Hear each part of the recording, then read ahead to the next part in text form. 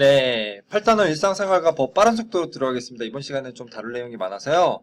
자, 법에 대해서 배웁니다. 법의 의미를 살펴보기 위해서는 다른 사회 규범들과 비교하는 과정이 필요한데요.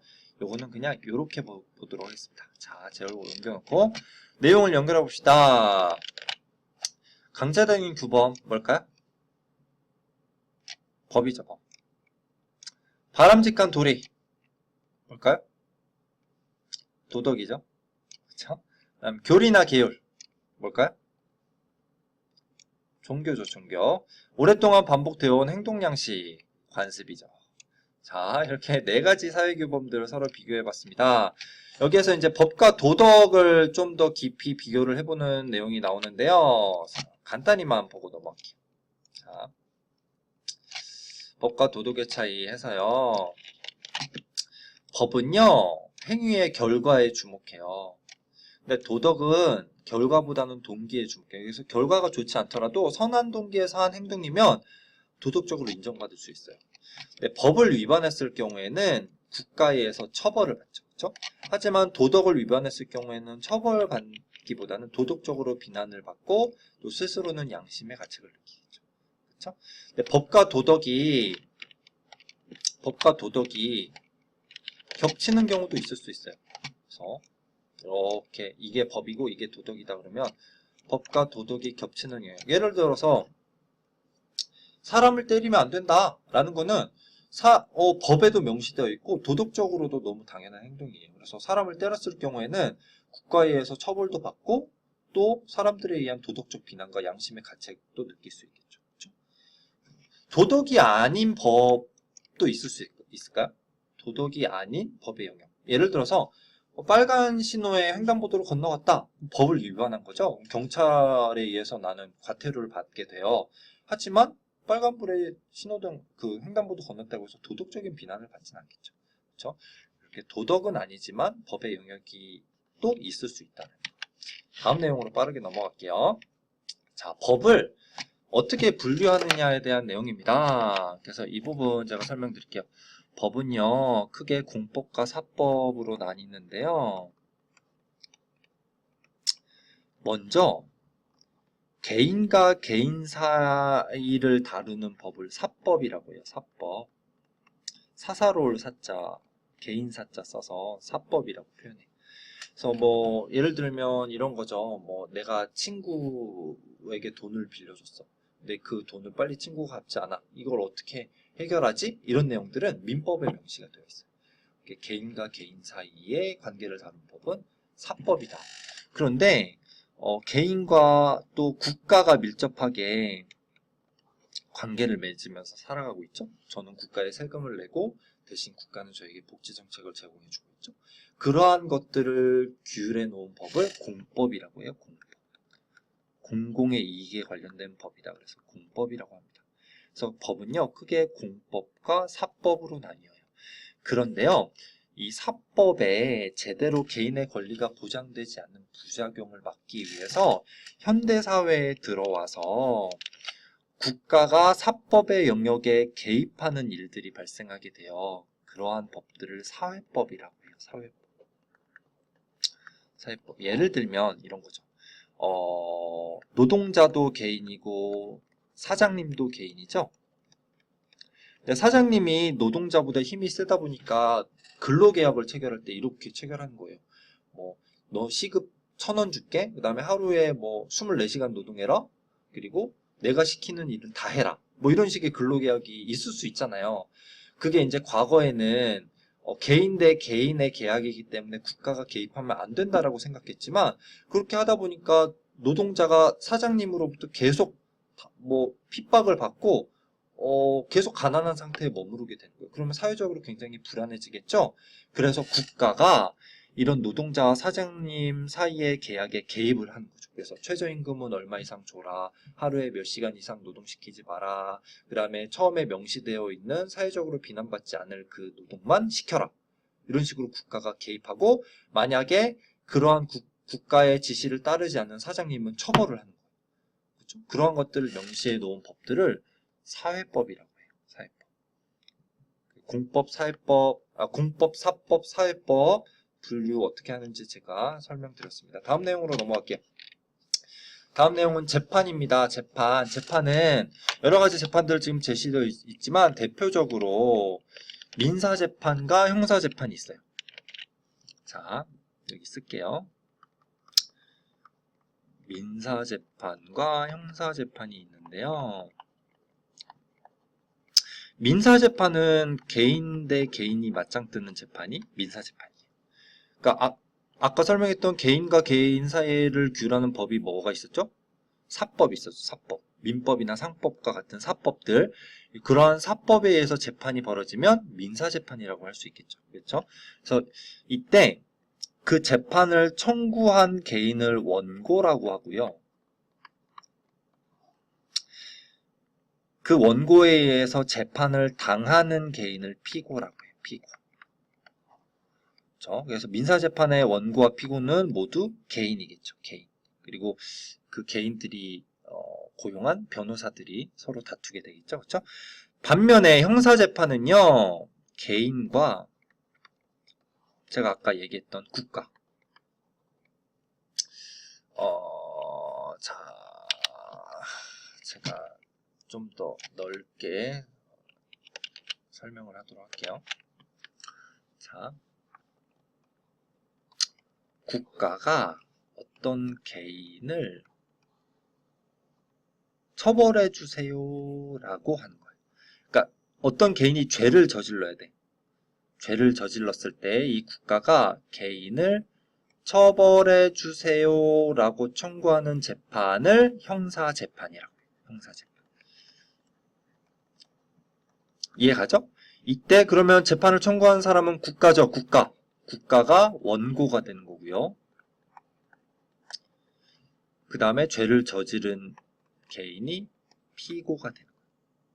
이거 이해가요? 자, 그러면 이때 원고는 국가가 되는 거죠. 근데 국가가 저 국가입니다 하고 나오기 힘드니까 국가의 역할을 수행하는 검사가 원고가 되는 거고, 그 다음에 죄를 저지른 죄인이 피고가 되는 거죠. 이게 형사재판이다라는 거고요. 그 다음에 나오는 내용 설명하겠습니다. 그 다음에 국민참여재판에 대해서 나오고 있어요. 국민참여재판은 국민이 형사재판에 배심원으로 참여할 수 있는 제도. 배심원 재판 미국식 재판이잖아요. 이걸 우리나라에 도입한 것이라고 보면 돼요. 근데 이때 여러분들이 주의해야 될 점은 뭐냐면요. 국민참여재판은 반드시 형사재판에서 누가 신청했을 때 피고 아까 죄를 저지른 개인이 피고가 된다고 했죠? 피고가 나 국민참여재판 받고 싶어요 라고 재판부에 신청했을 때에만 국민참여재판이 열려요. 그리고 1심에서만 좀 이따 1심, 2심, 3심 설명할게요. 그래서 지방법원에서 열리는 첫 번째 재판에서만 국민참여재판이 열린다라는 거. 이렇게 내용 알아두시고 또 하나는 뭐냐면 미국과 차이점은 미국에서는 배심원들이 결정을 내리는 대로 판사가 판결을 내리거든요. 근데 한국에서의 국민참여재판은 배심원으로 참여한 국민들이 어떠한 결정을 내렸지만 판사가 그 결정을 반드시 따르지 않아도 돼요. 그러니까 최종적인 결정권은 판사에게 있고 다만 이 배심원으로 참여한 국민들의 의견을 판사가 참고할 뿐인 거죠. 이해 가시죠? 다음 내용으로 넘어갈게요. 그 다음에 공정한 재판을 받기 위해서 어떤 제도들이 있느냐. 여기서의 포인트는 공정한 재판입니다. 공정한 재판. 그래서 뭐 사법권이 독립되어 있고 신급 제도가 있고 그 다음에 재판을 공개적으로 해야 되고 그 다음에 재판은 반드시 증거에 의해서 열려야 된다 이런 내용들이 나와 있는데 제가 집중해서 설명드릴 거는 바로 이 신급제도예요. 신급제도라는 거는 법원을 상급법원과 하급법원으로 나뉘어서 여러 번 재판을 받을 수 있는 거예요. 그래서 넓게 설명하면 3번 재판 받을 수 있어요. 3번. 그러한 신급제도가 왜 있냐면 법원이 스스로 잘못된 판결을 내릴 수 있잖아요. 그래서 하급법원에서 잘못된 판결을 내렸을 경우에 상급법원이 그걸 바로잡는 거예요. 그렇게 했을 때 어떤 효과를 가져올 수 있냐면 국민의 자유와 권리가 보호될 수 있겠죠. 공정한 재판을 받을 수 있으니까. 그래서 재판의 구조는 다음과 같습니다. 여기 보면 우리나라 신급제도 보면 자, 1심 첫 번째 재판이에요. 첫 번째 재판은 지방법원에서 열려요. 지방법원. 근데 이때 가볍고 간단한 죄는 지방법원에 판사 한 명이서 재판을 하고요. 무거운 죄의 경우에는 지방법원 합의부, 보통 3명으로 이루어져 있어요. 합의부에서 1심 재판을 해요. 그리고 나서 이제 거기에 대해서 검사나 또는 피고 측 변호사가 수긍하지 못해, 동의하지 못하면 항소를 할 수 있어요. 항소. 이 1심에서 2심으로 가져가는 것을 항소한다라고 표현해요. 항소를 하면 지방법원 합의부에서 1심 했을 경우에는 고등법원에서 이 항소심을 관할을 하고요. 다음 지방법원 단독판사가 1심 판결을 내렸을 경우에 항소심은 지방법원 합의부에서 내려요. 네, 이게 너무 구분하기 헷갈리면 그냥 항소심은 고등법원에서 보통 열린다 이렇게 이해를 해도 나쁘지 않을 것 같아요. 그래서 항소심을 2심이라고 하고 2심에서 판결을 내려. 근데 그 2심 판결, 항소심 판결이 마음에 들지 않으면 다시 3심, 대법원에 상고를 할 수 있어요. 상고심이라고 하거든요. 그래서 대법원이 우리나라 최고의 상급법원이고 여기에서 마지막 3심 판결을 받아볼 수 있다라는 거. 이렇게 1심, 2심, 3심으로 점점 올라가면서 항소 또 상고할 수 있는 제도를 신급 제도라고 한다라는 겁니다. 그럼 이제 우리 기출문제 한번 풀어보도록 할까요? 자, 44번 볼게요. 다음에 해당하는 우리나라 사법제도. 하급법원의 판결에 이의가 있을 때 상급법원의 판단을 요구할 수 있다. 1심 판결에 이의가 있으면 항소, 2심 판결에 이의가 있으면 상고할 수 있다.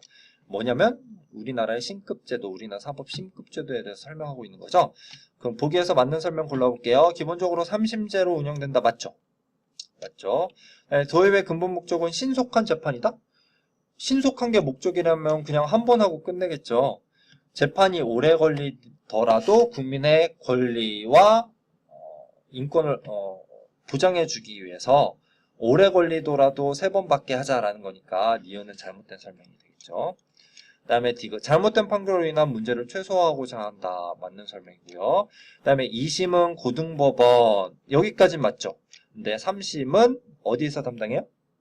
헌법재판소가 아니라 대법원에서 담당하죠. 그렇죠? 그래서 니은은 틀리게 돼요. 이렇게 푸시면 되고요. 그 다음에 다른 기출문제 볼까요? 자, 여기 가에 들어갈 댓글의 내용 중 옳은 것을 보기에서 자, 제 얼굴 옮겨 놓을게요.